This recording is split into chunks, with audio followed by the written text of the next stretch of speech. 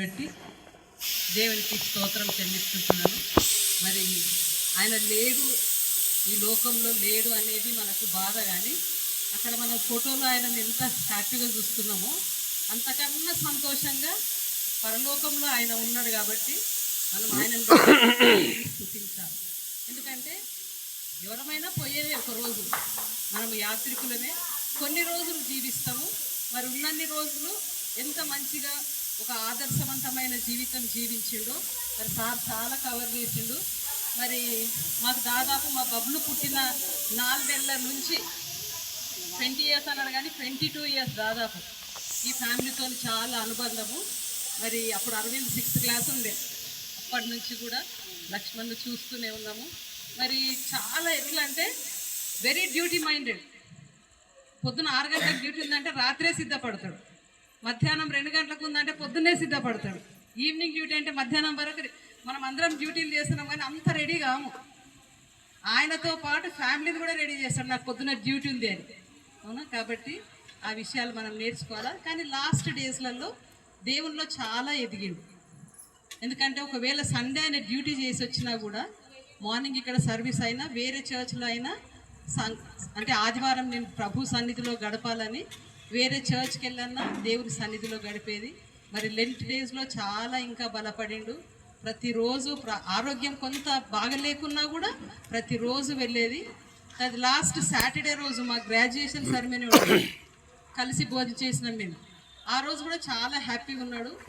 Sunday రోజు కూడా 3 గంటల వరకు దేవుని సన్నిధిలోనే ఉన్నాడు. మరి ప్రభు పిలుపుని అందుకొని ఆయన వెళ్ళిండు.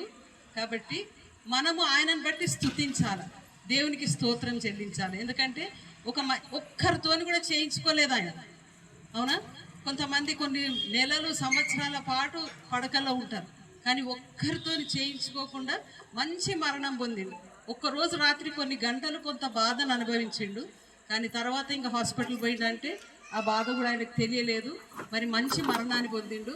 కాబట్టి ఆయన లేనప్పటికీ కూడా కుటుంబ సభ్యులం మనం ధైర్యంగా ఉండాలి. ఇందాక అంటుంది నాకు ఎందుకో భయం అవుతుంది అని అంటుంది లక్ష్మి. ఆ భయం దేవుడు పోగొడతాడు. మరొక్క వచనం చదువుతాను, యెహోషువ 1వ అధ్యాయము 9వ వచనం. నేను నీకు ఆజ్ఞ ఇచ్చి ఉన్నాను కదా, నిబ్బరము కలిగి ధైర్యముగా నుండుము, దిగులు పడకుము, జడియకుము. నీవు నడుచు మార్గం అంతటిలో నీ దేవుడైన యెహోవా నీకు తోడయ్యును. అంటే లక్ష్మణ్ ఉన్నప్పుడు తోడుగా ఉన్నాడు, లక్ష్మణ్ లేకున్నా కూడా దేవుడు మనకు తోడుగా ఉంటాడనే ధైర్యంతో మనము ఉండాలి. ప్రతి విషయంలో ఏ అవసరం ఉన్నా, ఏ బాధ కలిగినా దేవునితో మనం షేర్ చేసుకోవాలి. అంటే మనుషులము కొద్ది మాటలు చెప్తాం, కానీ మనకు ఆదరణ ఇచ్చేది, మన భయాన్ని తొలగించేది, ఆదరించేది మన దేవుడే. కాబట్టి మరి దేవుని యందు నిరీక్షణ కలిగి ఉండాలా. మరి చాలా కుటుంబాన్ని ఎంత ప్రేమించిందంటే ఇరువైపుల వాళ్ళను, చాలా మటుకు కొంతమంది పార్షల్ ఉంటారు, తన వైపు వాళ్ళని ప్రేమిస్తారు, భార్య వైపు వాళ్ళను ఇచ్చేస్తారు. కానీ ఆయన ఇరువైపు లక్ష్మీ బంధువులను కూడా చాలా ప్రేమించిండు, తన బంధువులను కూడా, తన తోబుట్టులను కూడా చాలా ప్రేమించిండు.